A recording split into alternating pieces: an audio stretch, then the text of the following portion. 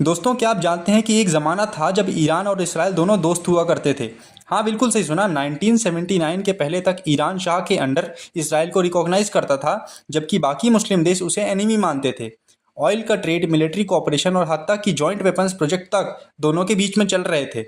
इस दोस्ती की वजह थी उनका कॉमन दुश्मन अरब नेशनलिज्म। दोनों को इजिप्ट, सीरिया, इराक जैसे देशों से डर था। तब तक ईरान के पास कोई ऐसी रिलीजियस आइडियोलॉजी नहीं थी जो इसराइल के अगेंस्ट जाए। एक तरह से दोनों एक ही साइड के प्लेयर्स थे। दोनों ही यूएसए के बेस्ट फ्रेंड्स थे। फिर आई 1979 की रिवॉल्यूशन और सब कुछ बदल गया। शाह को हटा दिया गया और खोमेनी के लीडरशिप में ईरान बन गया एक रेडिकल इस्लामिक रिपब्लिक। यहीं से इसराइल और ईरान की दोस्ती की कहानी खत्म और दुश्मनी की शुरुआत होती है। खोमेनी ने इसराइल को जियोनिस्ट रिजिम डिक्लेयर कर दिया और हर इंटरनेशनल फोरम पे इसराइल के अगेंस्ट बोलना स्टार्ट कर दिया। तेल अवीव के इसराइली एम्बेसी को हटाकर उस जगह पैलेस्टीनियन फ्लैग लगा दिया गया। खोमेनी का डायलॉग याद रखो, Israel must be wiped off the map.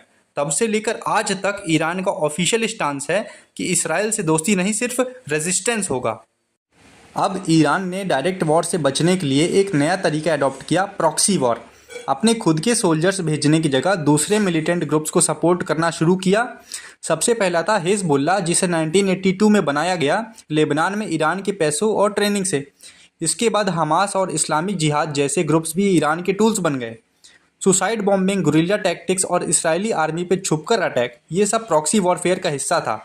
इस वक्त साउथ लेबनान प्रैक्टिकली ईरान के कंट्रोल में आ गया थ्रू हिजबुल्लाह। इसराइल ने पहली बार ईरान का रियल थ्रेट तब महसूस किया था।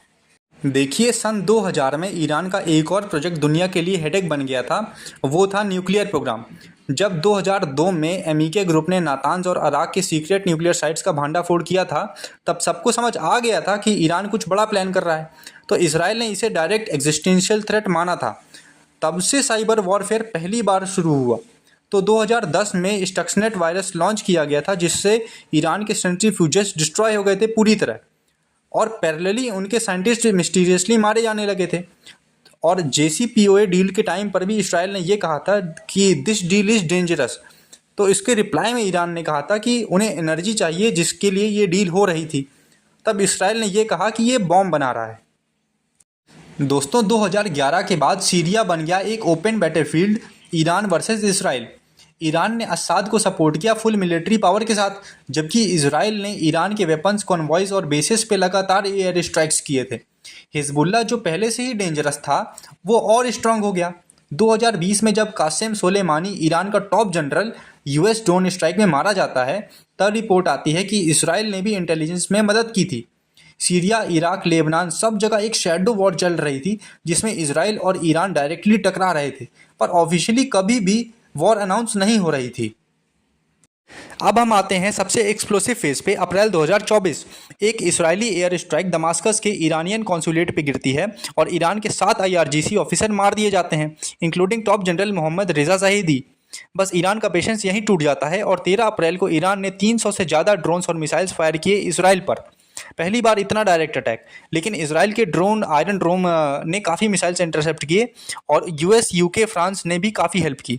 19 अप्रैल को इसराइल ने भी जवाब दिया। इस्फहान के पास में न्यूक्लियर रिलेटेड साइट जो भी थी, उनको टारगेट किया था। फुल वॉर तो नहीं हुआ, पर टेंशन पूरी तरह से फट चुकी थी। आइए अब बात करते हैं आज की सिचुएशन की। तो 2025 में कोल्ड वॉर चल रही है, पर हर महीने कोई ना कोई ब्लास्ट हो ही जाता है।